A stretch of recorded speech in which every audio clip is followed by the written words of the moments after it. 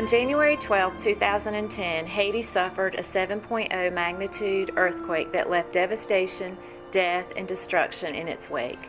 As I watched the news programs that evening and the next day, I felt the Lord calling me to serve in Haiti.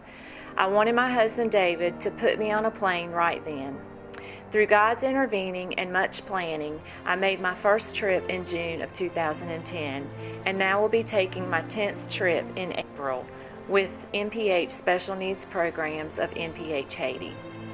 I am blessed by God to be a blessing to others during my time there, but I am always the one who receives the most. I have made friends from all over the world in Haiti, and this has reinforced to me the importance of unity and diversity. The universal language for everyone is God's love. We need to be thankful for our first world conveniences. The next time you use your washing machine, drive your car on paved roads, or go to the grocery store, pray for those who are less fortunate than you. Despite the hardships, the simplicity of third world Haiti is a balm to my soul. Jesus said we are to serve the least of these, and this is the main purpose of my trip. I provide physical therapy services to children with special needs and ongoing education and training to PT technicians, special education teachers, parents, and child care providers, as well as volunteer physical therapists. The joy and unconditional love from the children is a priceless gift to me. One of the main blessings we have here is the freedom to worship. Many in Haiti are scared to worship publicly because of persecution and the voodoo practices. Also, at the hospital chapel, we have a daily mass, but it is a funeral mass as well. Not just for one, but usually for many adults and children that die from poor health care situations. According to Romans, we are to rejoice in hope, be patient in tribulation, and be constant in prayer. Despite all the poverty, extreme life circumstances, poor health care, and difficulty worshiping God, the Haitian people continue to have joy and hope. I am thankful to be just a small part of providing hope during my time in Haiti.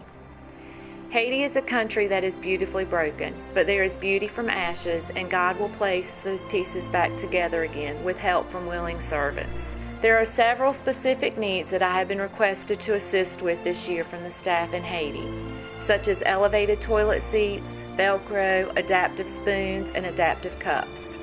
I am also delivering the money that was raised by Martha Crisp for the peanut butter making machine. If you feel so led to support my work in Haiti, please mark your offering as Haiti donation and place in the offering or turn into the church office. I would also love to speak to any group of the church in more detail about my trips. Thank you for your time.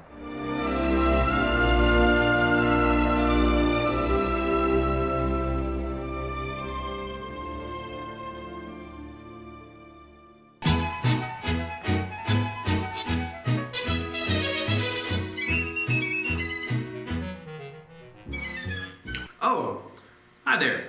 I'm Ben Alexander. And I'm Mark Woods.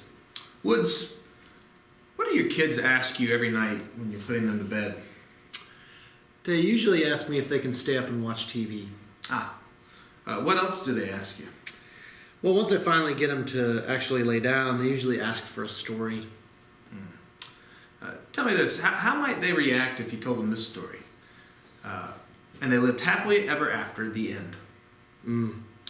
That probably wouldn't fly. They'd probably say something like, "No, come on, for real, tell us a good story."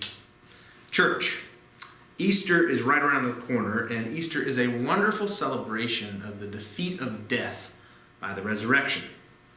But if we only celebrate Easter and we jump to it so quickly, we miss the whole story that leads up to Easter.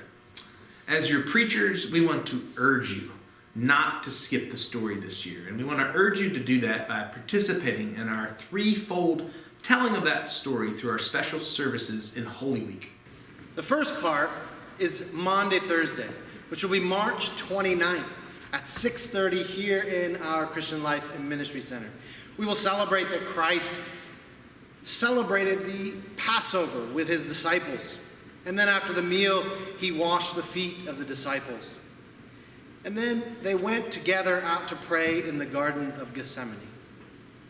The second part of that story is March 30th. That's Good Friday. We'll meet in the sanctuary at 6:30, and we'll journey with Jesus as he bears the cross, and we'll stay with him until he breathes his last. The third and final part of our journey together in Holy Week is Easter Sunday. We will gather out here under the stars to celebrate the resurrection of Jesus Christ at 6:30.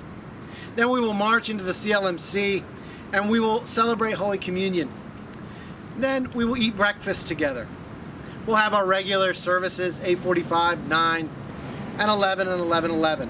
But at the 10 o'clock hour, where we usually have our living water classes, we will gather in the fellowship hall and have an Easter egg hunt for everyone. Friends, Easter is wonderful. It really is the highlight, the pinnacle of the church year. But we really want to encourage you, don't just settle for the end of the story. Come for the whole story with us this year. Join us for Holy Week this year. Now, Woods, let's get back to what we always do.